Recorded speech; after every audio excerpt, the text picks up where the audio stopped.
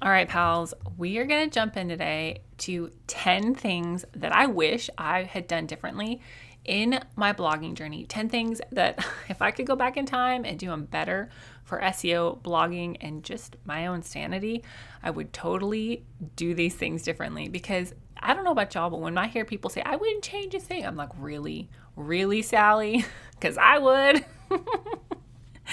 But sometimes you just don't know what you don't know. So here are the things that I didn't know that I wish I did know that I'm going to help you do better than me. All right, y'all, we're going to jump on in.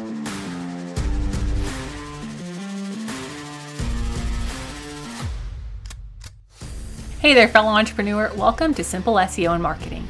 Do you want to grow your business with sustainable traffic sources? Have you heard about the power of search engine optimization and you want to take advantage of it to get more traffic, more eyeballs on your business? But when it comes down to it, does SEO feel complicated and hard to implement? Are you tired of wondering what in the heck to do with your website to get more traffic and more leads knocking on your door? What if I could tell you that there was a simple, proven system for using SEO, blogging, and copywriting to get leads from your website, and not just any leads, high converting leads. Hey, I'm Faith Hannon, wife, mama, copywriter, SEO strategist, and barrel racer. And for the last 8 years, I've been figuring out what works and what doesn't work in the world of online marketing to get organic traffic. And now I'm here to share all the things I'm learning in the trenches of SEO, copywriting, and content marketing.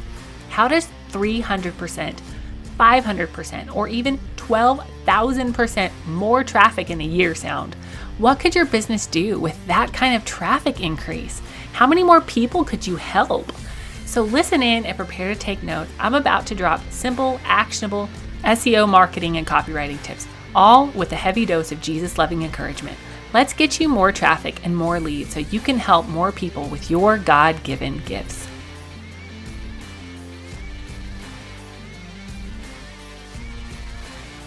Okay, so for y'all who have not heard this story, I've actually been blogging since 2017, which basically makes me a dinosaur in the blogging world because I've been at it for a minute. I actually had to have the Lord told me, you better start a blog. And I said, yes, sir. And so I did. And at that point in time, I was like, well, I'm just going to write about whatever I want to write about. And bless me, I was writing about so many things. I was writing about spiritual growth and discipleship. I was writing about health and natural hacks and natural living. And I was also writing about hunting because I wanted my husband to help with the blog. And he's a really great elk hunter. And I was like, let's just write about all of the things, right? And over the process of years, right, I've learned a lot of lessons. And so if I could go back and tell little baby blogger Faith some things, these would be on the list, because now as a professional SEO copywriter and SEO consultant, I know so much more than I did back then. So I want to help you. Help me help you and do these 10 things. Okay. The first thing that I would do differently, y'all, is I would do the actual keyword research, because without fail, every time that I do keyword research for myself or for clients or students, I am surprised. I am surprised at what is actually searched versus what I think is searched. And I've been at this for a while, so I have a pretty darn good idea of how people phrase things.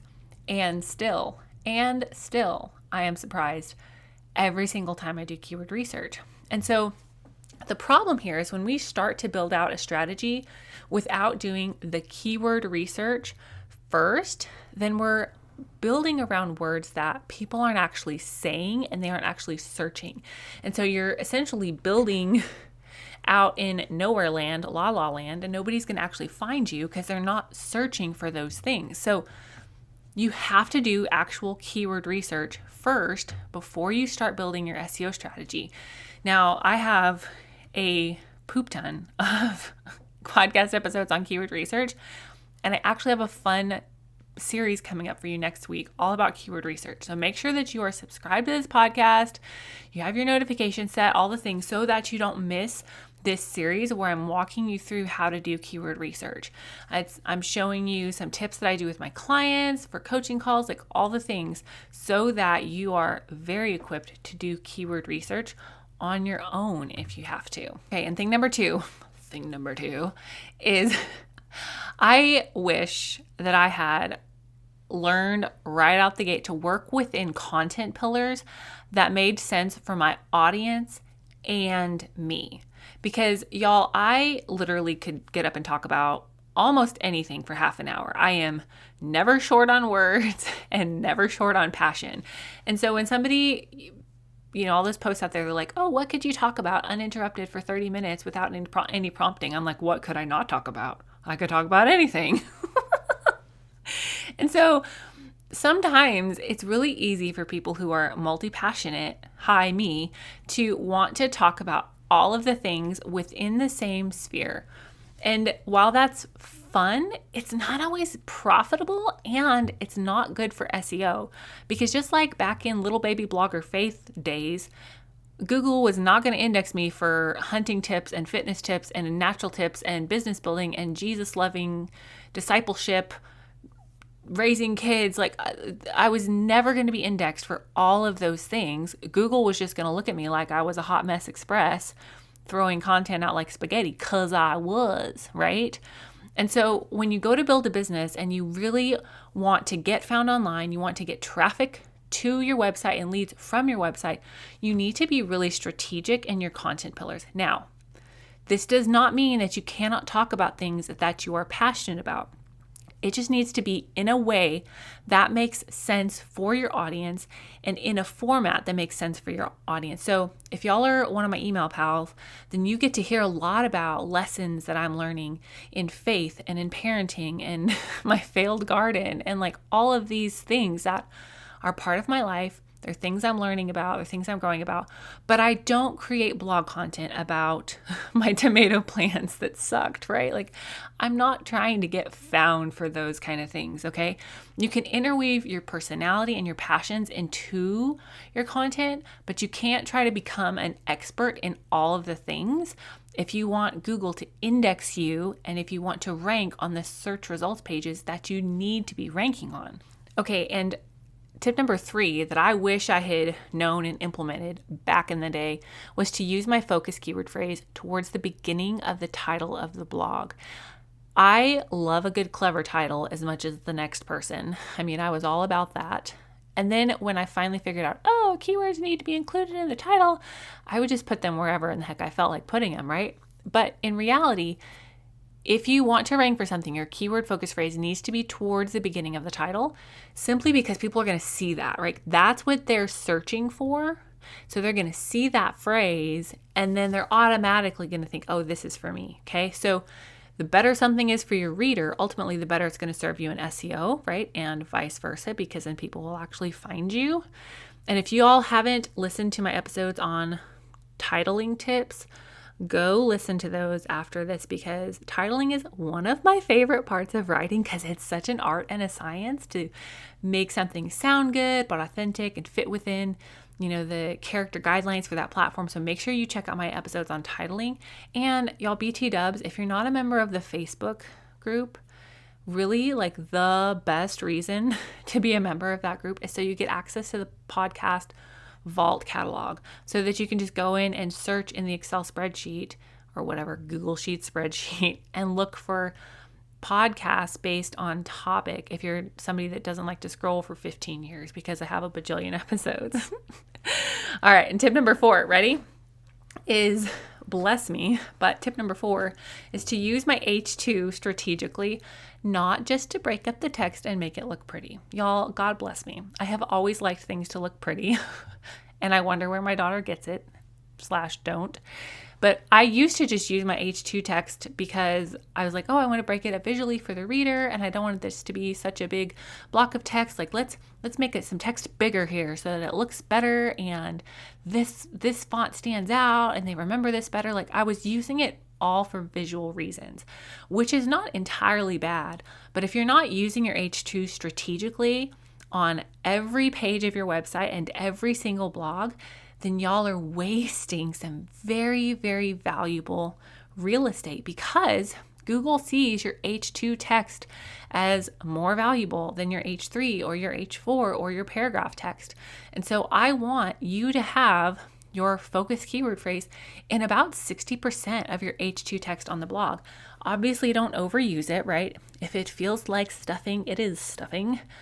But if you'll use your keyword focus phrase strategically through your H2 text, it's going to help you rank better, because Google is going to see that you actually are using the keyword phrase that you say you're using in your title. All right, and lesson number 5 that I wish I would have done sooner is I wish that I would have gotten specific and strategic about my freebies and my offers much sooner, because the sooner you do it, the better, okay? Y'all, at one point, you're going to laugh. At one point, I even thought, what if I could just have like an offering where I had a 30-minute chat while I'm driving, and I could call and talk to somebody on the phone about their business strategy for 30 minutes, and they paid me, and it was just really cheap because I was driving and I might not have great service. Like, bless me, but there's no like clear win in that. So thankfully I never did it. But the point is, you need to be very strategic about your offer, about what the win in your offer is, about what somebody's going to get, the specific outcome, and the freebies need to support that and need to be, quote, pushing somebody towards those offers. As soon as I got super specific about my SEO coaching calls with specific outcomes and deliverables, sales have increased, because people need to know what they're going to get out of spending money. And that's okay.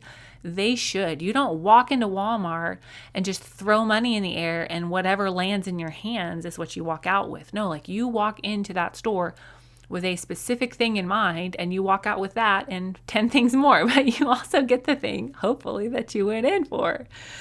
All right, thing number 6 that I wish I would have known and done sooner is to document my processes. So in case you didn't notice, I am not the most systemized person in the world. And I got so hung up on the word system and workflow because, one, I didn't really know what that meant. And I heard so much language around that just made it feel like it was such a high and mighty thing. And I had to be like pocket protector, like everything in file folders in my real life and my online life. I felt like it had to be so constraining to have systems and workflows that I just didn't do anything. And then I would sit down to write a blog and publish a blog, and I'd be like, what was that website I had to click next? Ooh, what was the password to that? It used to take me 4 to 6 hours to write one blog without any keyword research. Bless me. And now I write a blog, optimize the blog, post the blog, do all of the things in an hour and a half to 2 hours max. Okay. So do not be afraid to document your processes and set up a workflow and system that works for you, even if it doesn't look like all of the Instagram perfect system people think it should. Okay, and tip number 7, bless me again, is don't be a perfectionist, but also have someone proofread. I've had some really embarrassing typos and really embarrassing just should have reread that, should have had somebody proof it, grammatical errors in the last, 8 years. But it's okay, right? Like, don't let perfectionism stop you from hitting publish, but also have some systems in place where you send your content, you send your copy, you send your emails to someone that's not you to proofread it before you hit publish. And even if it's somebody like your spouse or your best friend or your mama, you don't have the bandwidth to pay somebody yet, that's okay. But just having that second set of eyeballs on everything is so helpful. Now, fortunately, I obviously do this for, client work. But guys, I've made some really embarrassing errors in my own content and my own copy. So I'm just telling you from experience here. Have somebody proofread your stuff. Okay. And number 8, are y'all ready for this? Is to batch work, because it's so much more efficient. So when you sit down to create content, if you are starting the whole process from scratch and you're like, I don't even know what I'm going to talk about today, if you are starting from that place, like, you at least have to batch plan your work from here on out, like batch plan your content from here on out. Next time you sit down to plan out your blogs or your Instagram posts or your TikTok or your podcast or whatever in the heck it is, when you sit down to plan it out, you better plan out at least 4, maybe 6, because when you get your brain into that planning zone and looking ahead and thinking ahead about what's going to serve your audience and what's going to move the needle forward on your business, you're already in that headspace. You might as well come up with more than one topic, okay? And then when you sit down to create content next time, you don't have to get back into that headspace of thinking about, oh, what's going to serve my audience? Have I already talked about this? Is this going to move the needle forward on my business? Nope, because you already planned it out. Now, I have some episodes on batch working, like my whole process, the different ways to batch work, the different things that you can batch work, and it is absolutely game changer in my business and my clients' businesses. But if you do nothing else, please at least batch plan your content. It will save you so much time and it'll help your brain to be working on solutions back there without you even having to think about it. Okay. Now, tip number 9 is kind of a bomb drop. So you ready for this? Tip number 9 is to write about what you know first and then do research. Now, I say this knowing that most of y'all are not writing medical journal articles, right? Like, obviously those need to be researched. But if you're an expert in your field, you have some head knowledge, you have some experience, you have some authority, you have some authenticity from your own life and your own work that you can start with first. I do not want you to fall down the research rabbit hole before you create content. I don't want you to fall down the keyword research rabbit hole always before you create content, because it's so easy to jump into doing keyword research for, say, like a content creation system blog, and you jump into research and you see 20 other people that use 20 different systems and 20 different methodologies, and you're like, oh snap, maybe I should do that, maybe I should try that, maybe I should write about that, when in reality you have something that works for you and it's been working. And even if you have to go back and change up your content in a year because you've changed up your process, that's okay. I would rather have you write about what you know first and then go back and do the research. And I'm not saying that you shouldn't research and that you shouldn't verify, that X amount of supplements is what your body needs, right? But you need to write from what you know first, what your experience is, your client experience, your client results, and then do the research and do the keyword research. Now, I say that about doing keyword research after you write the content, because in my process, I will write content, like the bulk of my content first, and then I will go back and do keyword research and tweak my content to fit the keyword that I'm looking for. Simply because if I do keyword research first, then I feel so stifled and like I only can use that keyword in my content. Whereas if I write what I know first and then do the research to, shore up my argument, verify my facts, and then do the keyword research, then everything feels like it's coming from me. And I think that comes across in your content as well. All right, tip number 10 is to make cheat sheets. I know when I first got started really diving into SEO as my specialty, it's literally because I was working on a project for a beloved client and she had tasked me with updating some of her SEO, knowing that I knew some about SEO then, but I was definitely far from an expert. But she had tasked me with updating some of her stuff, and I spent 2 hours, literally 2 hours, going through paid content, like a paid course content, trying to figure out what in the cotton pickin' heck some of these words meant in normal human language. And so what I ended up doing is I busted out my little whiteboard and started writing out definitions in normal human language to these terms that people were just throwing around. And so thus my SEO cheat sheet freebie was born because I desperately needed it. Now, you don't have to create a cheat sheet to use as a freebie. I just happen to do that because it serves y'all. But make a cheat sheet for yourself. If you have to make a cheat sheet for, whatever terms are confusing to you or whatever terms, you're having a hard time remembering what they mean, then do it. Like, make your business work for you and feel zero shame about whatever cheat sheets or processes you need to make to streamline it for yourself. So there you have it. 10 things, y'all, that I wish I had done differently for better SEO in my blogging journey. Number 1, do the actual keyword research, because you really don't ever know what people are researching until you actually look it up. Number 2, work within content pillars that make sense for you and your audience. Don't be a multi-passionate Molly in your content pillars. Number 3, use your focus keyword phrase towards the beginning of the title. Number 4, use your H2 text strategically, not just to break up your text and make it look pretty. God bless us all. Number 5, get specific and strategic about your freebies and your offers ASAP. Number 6, document your processes. Don't get hung up on workflows and systems and be intimidated by those words, because they really make a difference. Number 7, don't be a perfectionist, but also have somebody proofread. Number 8, batch work. It'll save you so much time. Even if you just batch work your planning, I will be proud of you. Number 9, write about what you know first and then do the research.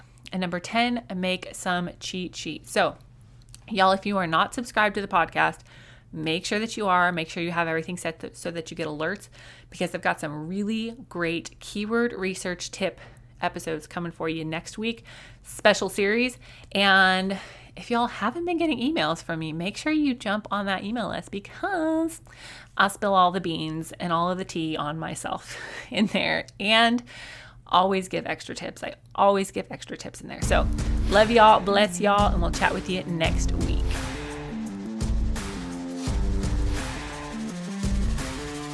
Thank you so much for listening in today. Hopefully this episode gave you some really tangible tips for better SEO and marketing to get more leads and more sales from your website. If it did, can I ask you a quick favor? Would you please share this episode with a friend, and then just take 10 seconds and go leave a written review on Apple Podcasts. That is the very best way to help more Jesus-loving entrepreneurs scale their businesses so that they can help more people with their gifts and make an even bigger impact for the kingdom of God. And guess what? We now have a Facebook community where we can learn, hang out, and laugh. Go join the Facebook group now. It's linked in the show notes. And all the other things, courses, coaching, and copywriting, can be found at my website, faithhannon.com. Until next time, God bless, and I'll talk to you soon.